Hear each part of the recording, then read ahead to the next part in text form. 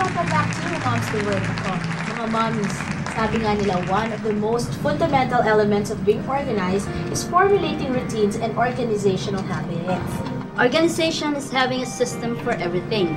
Being organized is being in control. Correct. If Kaya you naman, fail to plan, yes, you plan to fail. Oo naman. Kaya naman, mommy, di ba nga sabi nila, easier ang life talaga pag very organized tayo, mapa sa buhay natin, sa bahay, o kahit ano pa man. Pero bago pa man tayo mag-discuss, Mommy Jo, i-introduce na natin ang ating guest for today.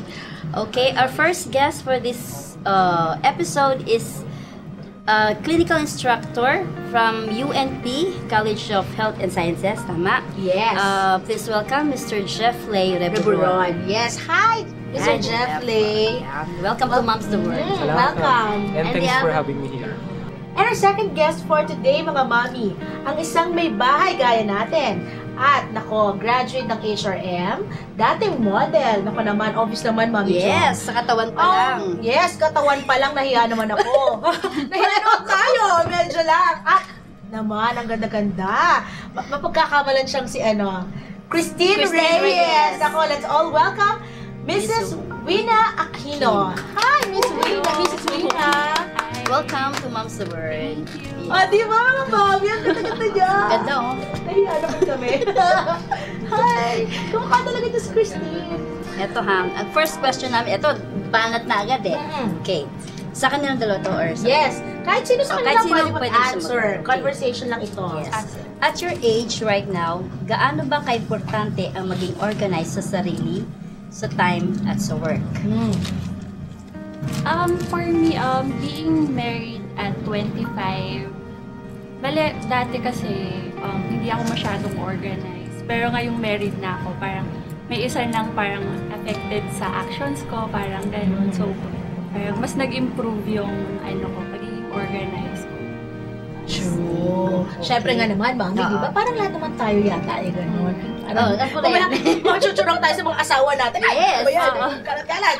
Okay, si Jeff Lay. Sa work ko po kasi, di ba nga sabi nila, teachers mold students. Kung hindi ka naman organized sa trabaho mo or sa nakikita ng ibang tao, your students might end up being like you. Kaya as much as possible, I try to lead by example. I try to be the most organized person as I can be para yung mga estudyante ko maging responsible at organized nurses and midwives din in the future. Naman, very well said. O, di ba? Yes, Kasi nga naman, syempre, siya ang example ng mga future nurses. So, dapat makita nilang organized talaga siya. As a nurse talaga, kailangan organized ka or else. O naman. Talaga, kahit sa ward, sa hospital, kahit saan pa man. Diyos ko, estudyante ka pa lang, mapapagalitan ka talaga ng CI mo, ng professor mo kung ang kalat-kalat mo, medyo lang. So, do you have any, everyday routines? Or what do you usually do? Yes, in a day. Like every night po, bago po ako matulog, I see to it that lahat ng mga gamit ko prepared na para hindi na ako bumabalik-balik. Yung mga lessons ko na prepare ko na rin, yung mga nakatype na din ako ng mga gagamitin ko like your overhead projector, tapos yung mga ibabanat mo sa klase para magising sila, yung mga jokes mo, and as much as possible, yung mga gagamitin mo for tomorrow like yung mga damit mo, sapatos mo, naayos mo na rin para at least pagising mo sa umaga, breakfast na lang, diretso bihis na para ready for work. Kasi if you do not make a daily routine, parang magka-cram ka everyday, late ang bagsak mo, kaya hindi yun maganda. Like I said, we try to live by example. Wow! Yes.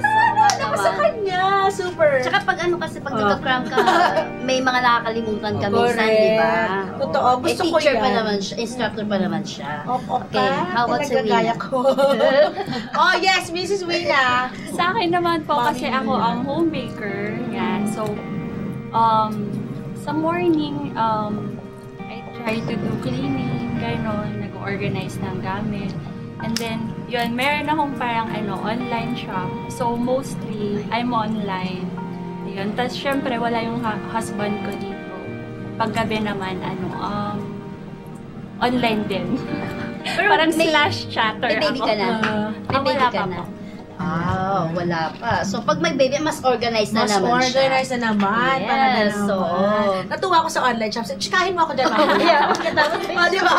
Medyo na. Kayo ba yung mga tipo na naglilista sa organizer? Alam mo yan kung anong gagawin? Parang gano'n. Yes. Are you that type? Nung unang salta ko pa lang po sa pagiging instructor, parang sabi nga nila first day jitters, parang nung una sinusulat-sulat ko pa. Pero as the years passed, naging parang tradition ko na rin po yun. At hindi naman po yata maganda masyado kung planado lahat ng gagawin mo sa isang bagay.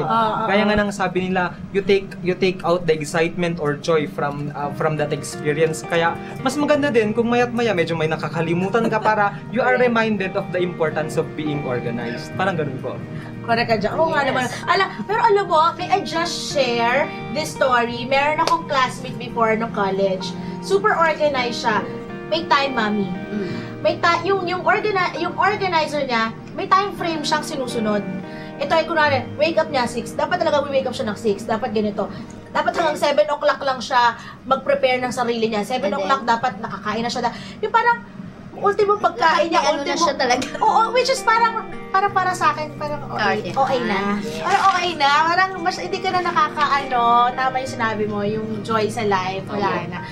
How about Miss Wina? Yeah, Miss Wina. Ako naman po, more on, parang spontaneous lang yung plans. Parang yun nga, yung sabi niya, mas okay. Minsan kasi, di ba nga sabi nila, yung mas pinaplan, mas hindi natutuloy. So, parang mas okay pag spontaneous siya. Tsaka minsan pag organized ka na masyado, parang boring na siya eh. Diba? Kasi yun at yun at yun. Parang walang exciting. Correct. Pero alam nyo, actually, the organizer kasi, it's more on just to remind you of what are the things you should do. Oo, mga diba? importante. Correct, para hindi mo nakakalimutan. Like, kunwari may meeting ka, may PTA meeting tayo, birthday ng kumare natin ganito, or whatever.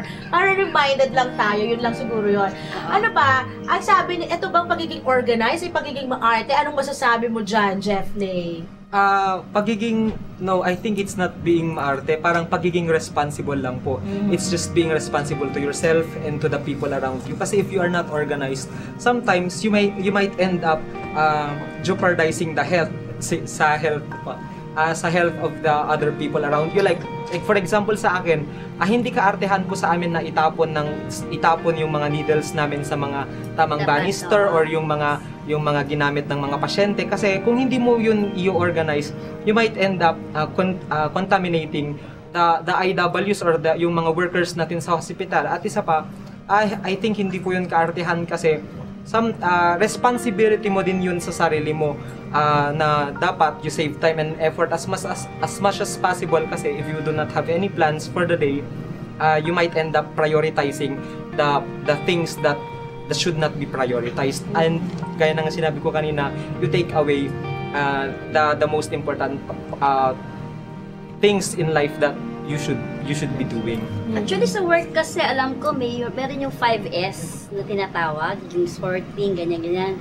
Ewan ko, pero parang alam ko nabasa ko na rin yan pero applicable yan sa work. I think, tapos ito naman si Miss Wina. Sa'yo ba kaartehan ba ang pagiging organized or you're sobrang organized? Hindi naman po. Parang sa akin, kasi parang mas kailangan maging organized ako. Parang kung kunwari, for example, kung organized yung surrounding mo, parang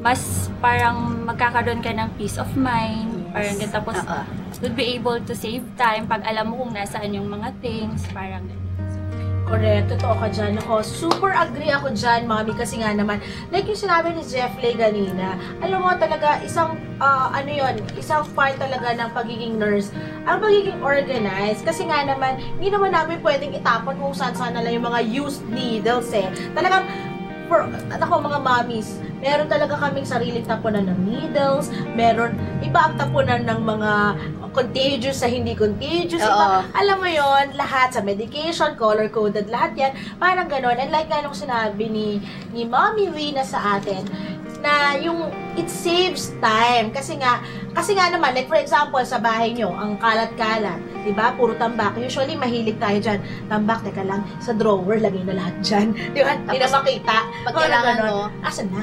O, di ba? So, at least, kung alam mo na kung saan nilalagay yung mga kembular natin sa buhay, ay, kailangan ko ng ribbon. Oh, ay, dito sa drawer na to.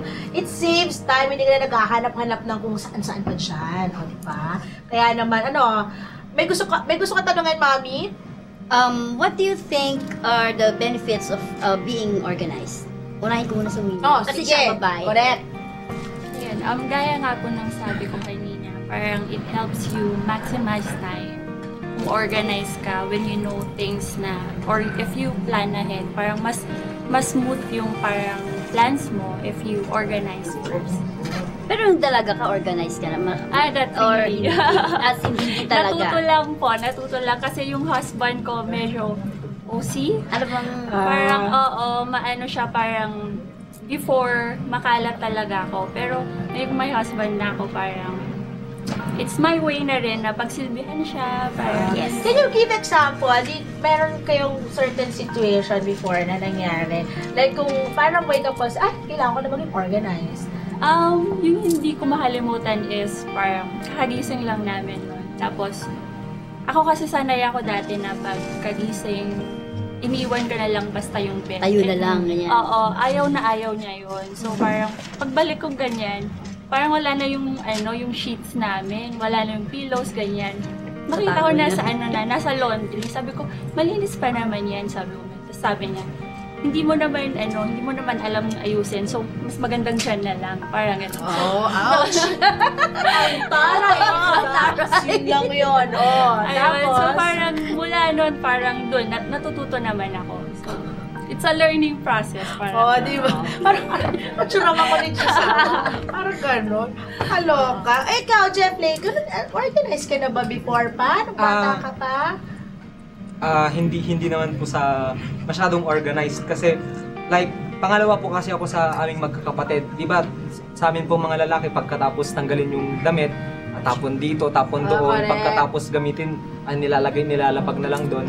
And then noong pumasok na po ako sa teaching profession, I realized the importance of organizing.